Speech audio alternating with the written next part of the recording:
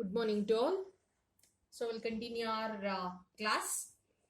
Next part is anti-fertility drug. So this is the last part of last part under drugs. So anti-fertility drug is the drug which is help in controlling the birth. So not much about this one. So to control the population, now we are going to use this anti-fertility drug. So that is also called as birth control pills. So to example, we have seen.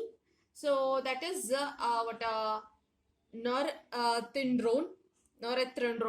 So is an example of synthetic progesterone derivative, most widely used as anti-fertility drug. The estrogen derivative, which is used in combination with the progesterone derivative, is novestrol. So novestrol is a combination of, so it is a combination of estrogen derivative as well as progesterone. So the earlier one is the synthetic progesterone derivative. So that is what the main important thing to be remembered. And chiral carbons, the main thing, chiral carbons you need to identify here also. So chiral carbons, let us start with the chiral carbon. Structures also you need to remember. So remember the structures properly. Only difference you have to remember is here we have OH group. So here we have a double bond O, and it is an cyclic alkene. So it is an benzene ring. That's it. Only that is the difference. So the functional group. So here it is alcoholic functional group. Alcoholic functional group we have. So here it is an ketonic functional group, but it is an cyclic alkene. It is here. It is a benzene ring. That is the only thing you have to remember. So we'll mark down the chiral carbons. So how many chiral carbons we have, as well as along with that how many chiral carbons we shall mark it down. So observe here. This is so 4 bonds. This is one of the chiral carbon. All the 4 bonds are different. So next we'll move on to this part. So check this one. Same thing. All the 4 are different. All the 4 carbons are different. Next, observe this one. One is hydrogen. One is this one, and this side. So that means that the remaining all are CH2 groups. You can observe there, the remaining all are CH2 groups. So whichever is CH2, it is not a chiral carbon again. So remember properly. So that is the one thing we have marked. Next, so next observe. So this carbon, it is again CH. Again CH group. Clear? Next, this is also CH. This is also CH. The remaining all are a chiral. So how many chiral carbon here in this case? Chiral carbon is 6. So there are 6 chiral carbons.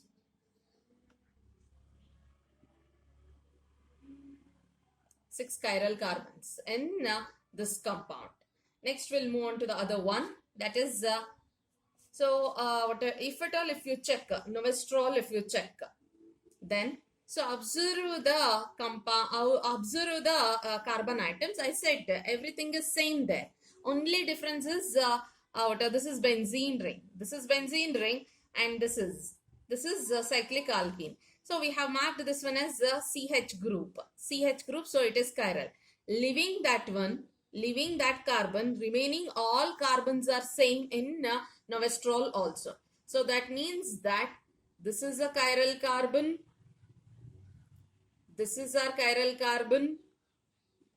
We have this one is chiral. This one is chiral. This one is also chiral. This is not chiral because it is involved in double bond. So how many chiral carbons in novestrol? In Novestrol, we have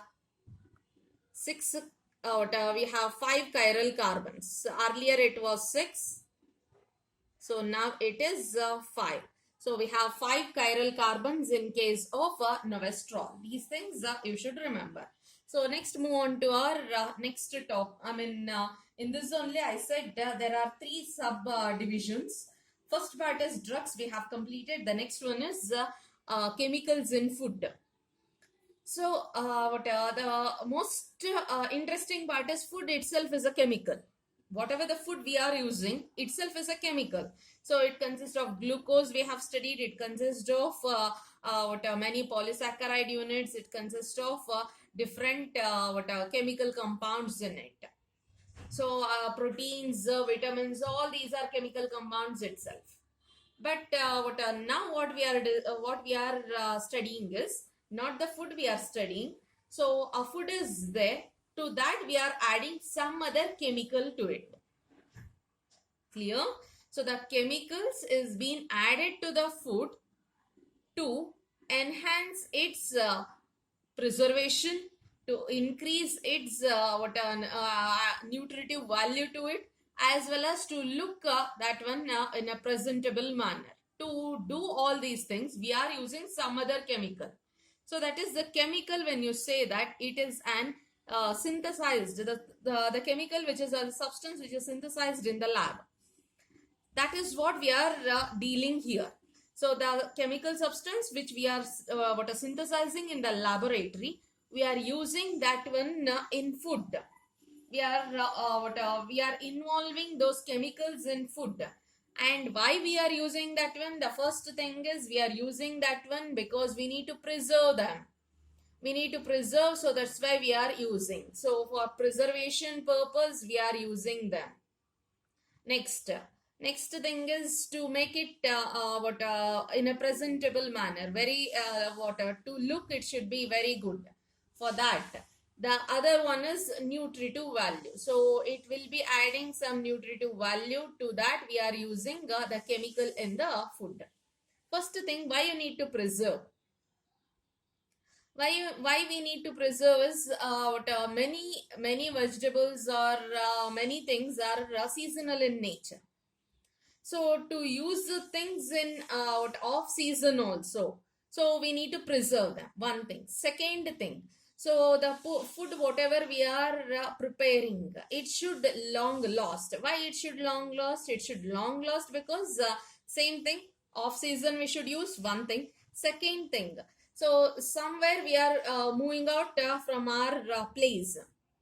So suppose there we couldn't able to find our food, but we want to use the same food which we are using in our hometown. So at that time we need to preserve them for some days. So that's why the preservatives are important. So when you are using any chemical in food, so the main things you should remember is, so the food whatever we are using, it should not involve it should be it should not create any problem. It should not create any problem. The chemicals whatever we are using in the food, it should not create any problem to the consumer. That is it should be easily digestible in the body. The body should adjust. The body should recognize those things and it should be adjustable. Clear? So that is the main important thing. Second thing, it should not react. It should not react with the body. So these are the few things. It should be easily digestible. It should be easily consumed by the consumer without any chemical reaction in the body. So all these things are very, very important. So let us take an example, a very common example we all know. That is pickles. Pickles are being prepared and it will be kept, it will be stored for years. Or at least, if not years, at least 1 year or 1.5 years it will be stored. Earlier and all it was stored for many years, but now it has not been seen. So at least for 1 year the pickles will be stored. So majorly two major things you can identify. If at all, if the pickle is being stored for longer, so you can see in the jar, that pickle jar with lots of oil floating on it. One, that means that oil is a preservative. Second thing, salt. Salt will be more. Whenever we'll prepare a pickle, so usually the salt will be little higher than the normal food. So that is the common preservatives are. Common preservatives are. So we have salt, we have sugar, as well as oil also. All these three are the normal which we have come across as preservatives. Clear? So when we are using as that one as a preservative, apart from that, nowadays many other preservatives also there. That is the chemical which has been prepared in the laboratory. Clear? So the main, whenever we use any preservative, so whatever these preservatives are there, either it may be sugar, salt or oil. So these can, they have limitations. So they can only do the things, all these things will be absorbing water content, moisture content. So if moisture content is there, then so there will be an microbial growth. So to control that microbial growth, the water content should not be there. So all these preservatives, sugar, oil or salt, will be avoiding water. So will be avoiding the pickle from coming in contact with water, or it will be absorbing water. So because of which that will be it will be stored, or it will be preserved for longer. Likewise, we have some other preservatives also, so which we'll be discussing later. So next we'll move on to, so main categories of food additives. What all food additives or chemicals which we'll be using, we shall see. So first one is food colors. So to look the food in a very attractive manner, so we are going to use food colors, flavors and sweeteners. So even though the food, the actual, suppose I will take any cake we'll be using, so where we have vanilla flavor in it. It is not exactly the vanilla we'll be using in it. It is the vanilla essence or the compound which smells as vanilla, or which gives the taste as vanilla. Chemical will be added into it. Next one, fat emulsifiers, stabilizing agents, flavor improvers, bleachers, antioxidants, preservatives, as well as nutritional supplements such as minerals, vitamins and amino acids. So nowadays you might have seen many protein shakes, vitamins, nutritional supplements which are available in the market. So all these things. So one important thing I want to highlight here, that is a food color. So food color is very costlier. Food color, whatever the normal laboratory prepared food color is there, it is very costlier. So normal in the street foods you can observe food colors are being used. It is not the exact safer food color which has been prepared in the laboratory. Remember, so for an very smaller amount of food color, it is very costlier. So only in an very high grade hotels only you can see the safer food colors. Normal street foods, whatever you'll be eating and whatever you'll be seeing, the food colors which has been used in the street foods are not that much are not safer. It is very low quality one. So exactly to tell, it is not a food color at all. It is just a color powder which has been which they'll be using. So make sure that next we'll move on to the next part, that is artificial sweetening agents. So like preservatives, the sweetening agents also are the one so which will be giving which are like normal sweeteners or normal sugar only, it will be giving the sweetening effect. But the thing is, with a very smaller quantity, so the sweetness is very in larger amount. So if at all, why these natural sweeteners have been replaced by artificial sweetening agent? So that is one thing. So if at all, if natural sweeteners like sucrose is being taken, then it will add calories. So therefore, many people will prefer to use artificial sweeteners. So likewise, when you consider an artificial sweetening agents as per TAME, if you check, so which is 100 times more sweeter than the sweeter than the cane sugar or the normal sugar which we are using. Likewise, the saccharin, which is 550 times more than our normal sugar. Likewise, sucrose, which is 600 times more sweetener than the sucrose. So that is nothing but industry wise also it is very important. Like industrial purpose also it is very important. And one more important thing is so it will be adding calories. So those who are diet content will be using that one, but make sure that artificial as much as possible you try to avoid it. So because our body has been it has been synthesized in such a way that, or in such a manner that, so whenever we feel like, if at all, if we are drinking some or if you are eating some sweet, our brain will be sending a message that some sweet will be induced into the body. But if at all, if artificial sweetening agent is there, then that particular sucrose won't be given to our, I mean, it won't be supplied to our body. So which means that we are misleading our normal biological function. So that's why it may lead to, because insulin production is there, insulin is the one which is going to control the sugar level in our body. So because of which it may go little down also, or little it will become little low also. So by that reason, so suppose if you are healthy enough to consume sugar, so don't go for artificial sweetening agents. Next one. So as per TAME, if at all, if it is being checked, then chiral carbon, we need to go with the chiral carbon here. You can observe here in the structure. So this is the aspartic acid part, and this is the phenylalanine part. So phenylalanine we have studied in we have studied this one in biomolecules chapter. So here we have aspartic, the same thing you can observe here. So it is an acidic group, as well as amine group is there, as well as we have C double bond O group is there. So what a chiral carbon, we need to check for the chiral carbon there. So how many chiral carbons are there? We can check. So the chiral carbon, CH groups, if you mention, that is, I mean, CH group, if you observe, that is more than enough. CH groups, mark it down. So this is one chiral carbon. This is one more chiral carbon.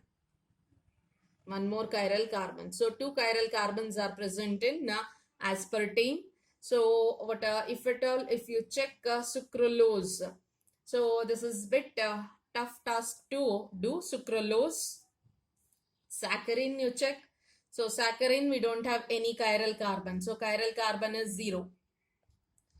So we'll take up chiral carbon is 0.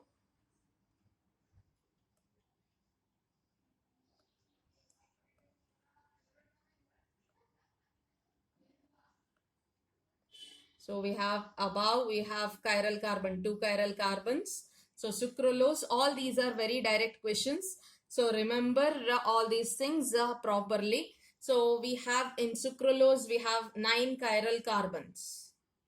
All CH, whatever is there, you can mark that one as chiral carbons. All of them are CH groups. So we have 1. We have 2 chiral carbon.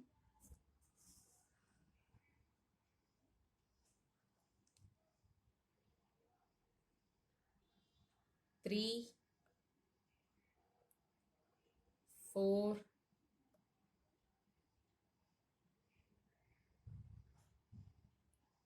5, 6, 7, 8. So we have left with one more here, it is. So this is the chiral carbon. This is not the chiral carbon, it is CH2Cl. Clear, it is CH2 group. So 9 chiral carbon, 1, 2, 3, 4, 5, 6, 7, 8, and it is 9. So 9 chiral carbons are present. So next we'll move on to the next one, that is we have one more sweetening agent is there, so that we have left. So that is the fourth one, that is alletane. Fourth one, which is alletane, which is the more which has been used as artificial sweetening agent, and it is 20,000 more times sweeter than the normal sucrose. So the chiral carbons, the number of chiral carbons in case of alletane is 2. Next we'll move on to the cleaning agents or cleansing agents. So when you consider the cleaning agents, so that is about detergents we are discussing, about soaps we'll be discussing. So observe here. So we have glyceryl ester. So the process is saponification. So it is nothing but sodium stearate what we are preparing. Sodium stearate what we are preparing, which is the main component for the preparation of soap. So this part already we have come across in surface chemistry. So now this glycerol or glyceryl ester of stearic acid. So it is being treated with NaOH, and you can observe here. So the bond will be broken, C double bond O, C double bond O, and this will be broken. This is going to form, and this bond will be broken, and it is going to form a different structure over there. So this is going to make a minus sign. There will be a negative charge on this, and there will be a positive charge on this. So how the bond breaks? So NaOH dissociates as minus, and just a minute, it is OH minus and it is Na plus. OH minus combines with CH2, so it becomes CH2OH. O minus combines with Na, so which forms an sodium stearate. Sodium stearate, all the bonds in this compound will be broken in the same form. So it will be forming a sodium stearate. 3 molecules of sodium stearate and a glycerol molecule we are going to get, and that is what called saponification. The process is called as saponification. So soaps are the detergents used from the very longer time. So the process, whatever the reaction by which the sodium stearate is formed is called as saponification. We can use either it is stearic acid, oleic acid, or palmitic acid we can use. That is, only the number of carbon atoms is going to change. The remaining everything remains the same. So that is what a fatty acid. In the form of a fatty acid it will be taken, and glyceryl ester of stearic acid or fat, it has been taken and it has been treated with an sodium salt. It has been treated with an sodium hydroxide, which is going to form an sodium salt of stearate. So the next part, that is the solution, whatever in this reaction, this is the first step. So in this reaction, whatever the fatty acids have been hydrolyzed will be in the colloidal form. So it is precipitated from the solution by adding sodium chloride. The solution left after removing the soap contains glycerol, so which can be removed by fractional distillation. So only sodium and potassium soaps are soluble in water and are also used for cleaning purposes. So potassium soaps are soft to the skin than sodium soaps. So these can be prepared by using potassium hydroxide solution in place of sodium hydroxide. So in place of Na, we are going to use K+, that's it. So types of soaps. So we have medicated soaps, we have toilet soaps, we have different types of laundry soaps we have.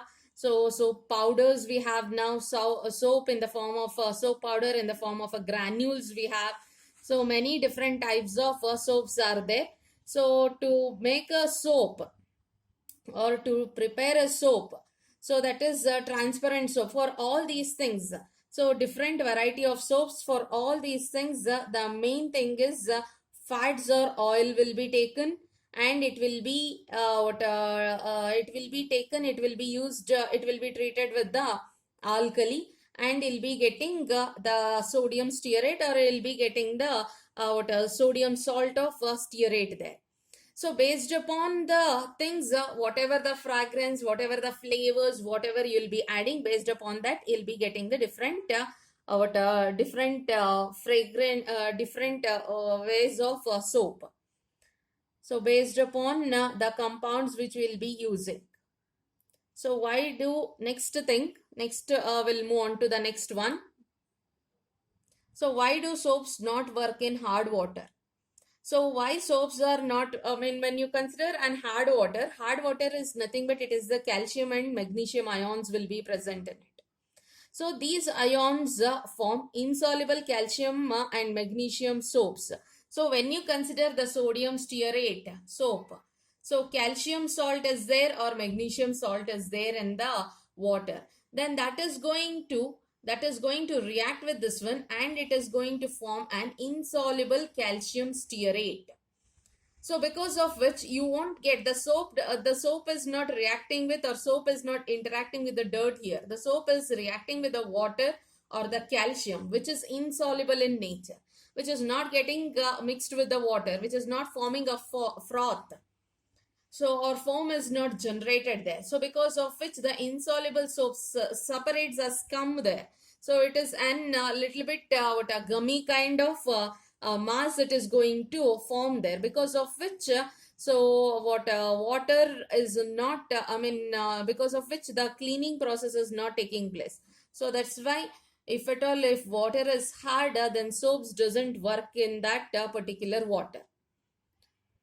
So we have next part is synthetic detergents. So in case of synthetic detergents are cleansing actions which have all the properties of soaps, but which actually do not contain any soap in it.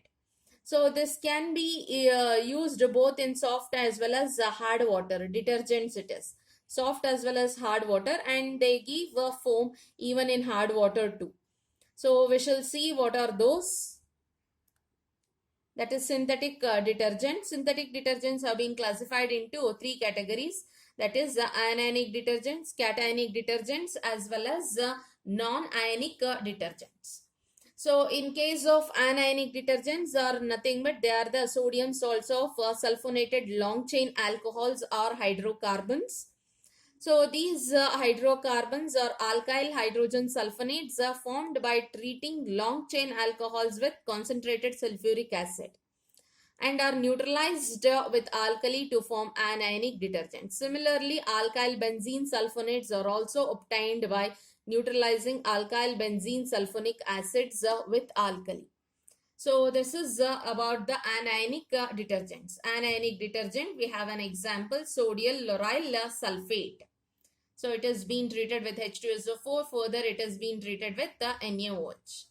Next, cationic detergents. In case of cationic detergents, so it is about the example we have seen there. So it is cetyl trimethyl ammonium bromide. So it has been also treated with the quaternary ammonium salts of amines. It is actually. So it has been either it is with acetates, chlorides or bromides as ions it will be present. The cationic part possesses a long chain hydrocarbon and a positive charge on the nitrogen atom. Hence these are called as cationic detergents. Because nitrogen is getting a positive charge, it is called as a cationic detergent. If you consider the above one, so this is the this is the alkyl group, long chain hydrocarbon part, and it has been bonded to SO3 minus group, that is sulfate group, which is having a negative charge. So that's why it is called as anionic detergents. Clear? So next one is non-ionic detergents. Non-ionic detergents where stearic acid along with that polyethylene glycol is being treated, and they'll be getting a compound and that compound doesn't contain, it is just an hydrocarbon part we have. So it has been a long chain hydrocarbon part. It has been it has been neutralized. The charges have been neutralized from both the ends. So because of which it has been called as non-ionic detergents. So liquid dishwashing detergents are non-ionic type. So liquid dishwashing detergents. Mechanism of cleansing action of this type of detergent is the same as that of the soap. These also remove grease as well as oil by micelle formation. So everywhere remember micelle formation is the must. So main problem that appears in the use of detergents is that if their hydrocarbon chain is highly branched, then bacteria cannot degrade. So this one easily. Slow degradation of detergents leads to their accumulation. So that is the important thing. So effluents containing such detergents reach the rivers, ponds, etc. And these will be tough for us to, this will be polluting the water. Tough to water gets dissolved in water, because of which it is forming an pollution, water pollution. This is how, that's how we have completed our theory. We'll move on to the competitive in our next class.